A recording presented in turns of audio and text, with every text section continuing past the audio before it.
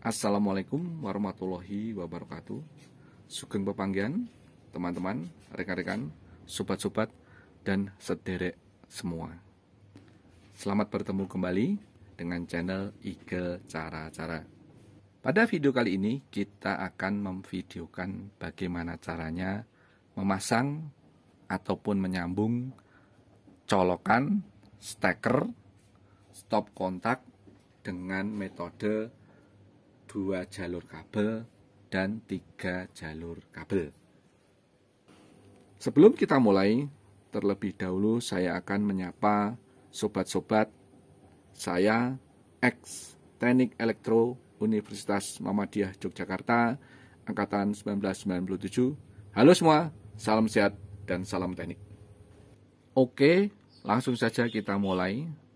Tapi sebelumnya kita harus menyediakan dulu alat dan bahan. Jadi, untuk menyambung kabel biasanya kita membutuhkan alat-alat seperti ada gunting, ada obeng, cutter, korek, maupun isolatif. Tidak harus semua, tapi biasanya yang sering kita butuhkan yang utama biasanya adalah obeng dan gunting ataupun cutter. Kita lanjutkan. Jadi, di sini kita akan berkenalan dulu dengan yang namanya stop kontak ataupun steker dengan sistem 2 kabel dan 3 kabel. Bisa diperhatikan, ini adalah wujud stop kontak dengan 3 kabel. Jadi ada ini ya, titik 1, titik 2, dan titik 3. Titik 3 ini merupakan titik grounding atau pentanahan ya. Simbolnya bisa dilihat mas. Ini mas ya, simbolnya. Ini namanya simbol grounding atau pentanahan. Sedangkan stop kontak yang menggunakan metode 2 kabel ini hanya ada 2 titik, di mana tidak terdapat grounding ataupun titik pentanahan. Demikian juga untuk stekernya. Untuk steker menggunakan metode 3 kabel, ini ya, ini ada 1 titik, 2 titik, dan 3 titik. Titik yang ketiga merupakan grounding atau pentanahan. Sedangkan steker 2 kabel ini hanya 2 titik ya. 2 titik tanpa ada titik pentanahan. Stop kontak model seperti ini biasanya ditaruh ataupun diletakkan menempel di dinding. Nah, sebelum kita lanjutkan, kita coba akan mengenal stop kontak yang ada di dinding. Kita tunjukkan dulu mas. Jadi ini bisa kita tunjukkan salah satu contoh stop kontak dinding ya, yang berada di dalam dinding dengan menggunakan metode 3 kabel. Cirinya pasti ada seperti ini ya mas. Ini ya, ini sebagai titik pentanahan. Dan 2 lubang ini adalah jalur utama yaitu plus dan main ataupun plus dan netral. Setelah kita mengenal berbagai macam bentuk stop kontak maupun steker, baik 2 jalur kabel maupun 3 jalur kabel, baik yang ditaruh ataupun ditempel di dinding maupun yang ditanam di dinding, selanjutnya kita akan langsung praktek bagaimana cara menyambung kabelnya. Yang pertama, kita akan langsung praktek menyambung stop kontak yang menggunakan 2 jalur kabel. Caranya sangat mudah. Ya, ini 2 titik ini nanti dimasukin kabel. Kabelnya dimasukkan. Tapi sebelumnya kita kupas dulu. Mengupas kabel, jika isolatornya keras, bisa pakai cutter ya. Mengupas kabel, selain pakai cutter ya, seperti ini, bisa juga memakai gunting ataupun korek api. Kalau saya lebih senang menggunakan korek api. Hati-hati ya, jangan sampai kena apinya.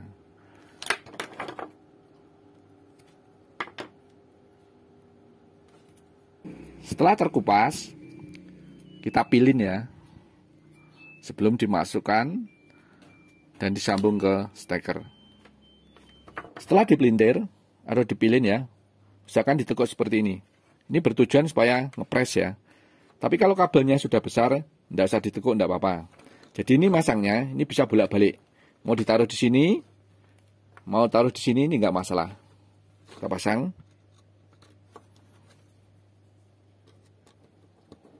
Kalau sudah, kita kencangkan. Dan ini sudah kita pasang penguncinya ya. Jadi pengunci ini berfungsi untuk menahan kalau kabel itu tertarik atau ditarik sehingga tidak langsung menarik di bagian ini. Jadi ini kita tarik, yang sini tidak bergerak ya. Ini aman. Ya. Kita tutup, kita kencangkan skrupnya.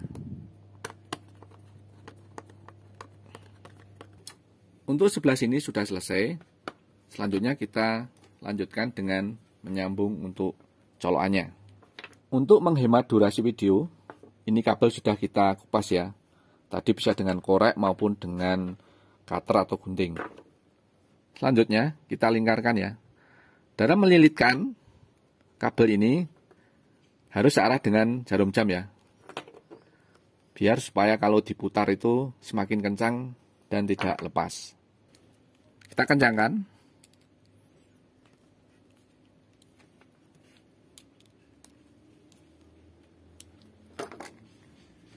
Tinggal kita nanti masukkan ke rumahnya. Kita lanjutkan. Ini sudah terpasang ya. Ini tinggal kita tutup. Sorry ini pecah ya. Tadi jatuh. Kita pasang murnya.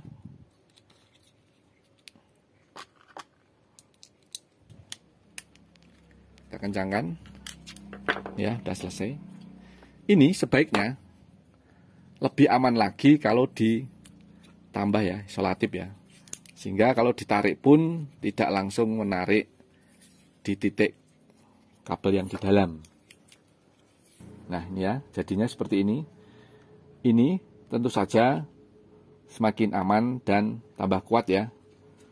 Ini yang pecah tadi bisa kita tambahkan isolasi ya, biar kuat. Oke, pemasangan stop kontak dan steker menggunakan metode 2 jalur kabel sudah selesai ya. Wujudnya seperti ini. Ini hanya 2 jalur kabel. Selanjutnya, yang kedua kita akan langsung praktek menyambung stop kontak dengan metode 3 kabel. Sebelum kita lanjutkan, sedikit saya akan menjelaskan bahwa metode stop kontak maupun steker 3 kabel ini banyak digunakan untuk beban-beban listrik yang besar ya, seperti kulkas, setrika, mesin cuci, dan AC. Itu biasanya menggunakan metode 3 kabel. Bisa dilihat, ini ya, ini kabel setrika ya. Ini yang masih baru. Ini pasti akan ada 3 titik ya. Ini pertama ya. Dan ini adalah pentanahan.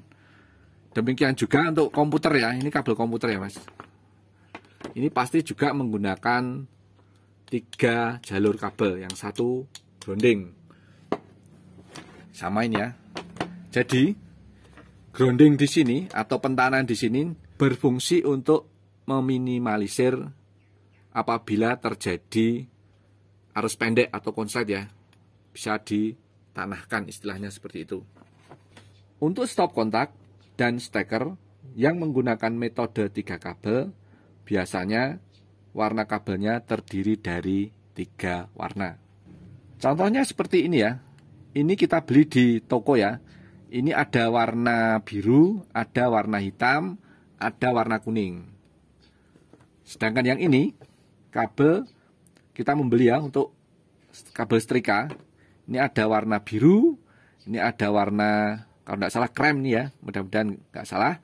Dan ini ada kuning, blerek, hijau.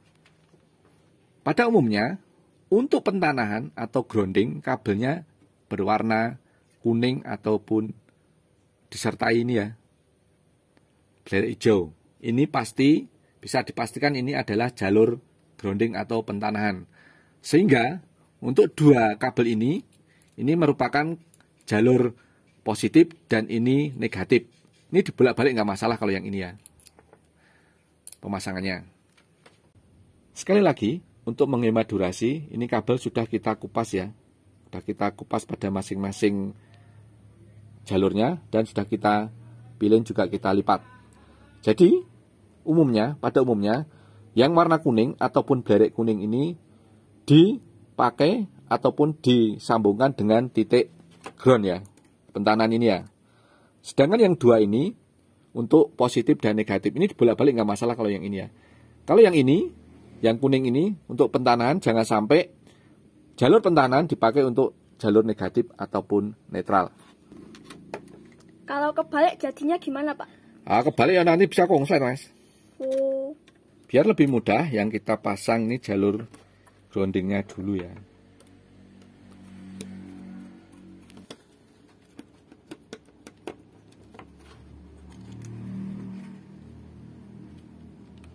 Ini sudah kita sambung ya, sudah kita kencangkan.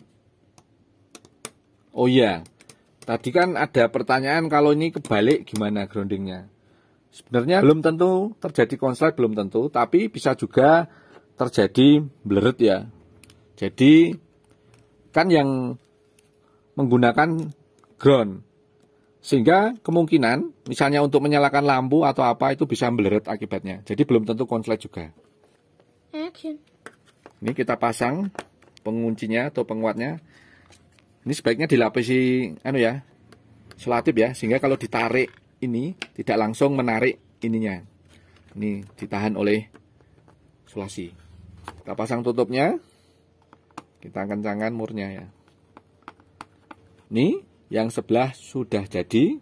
Nanti kita akan coba menyambung yang ini ya. Sekali lagi, mohon maaf untuk menghemat durasi. Ini kabel sudah kita kupas ya. Dan sudah kita pilin. Ini tinggal menyambung.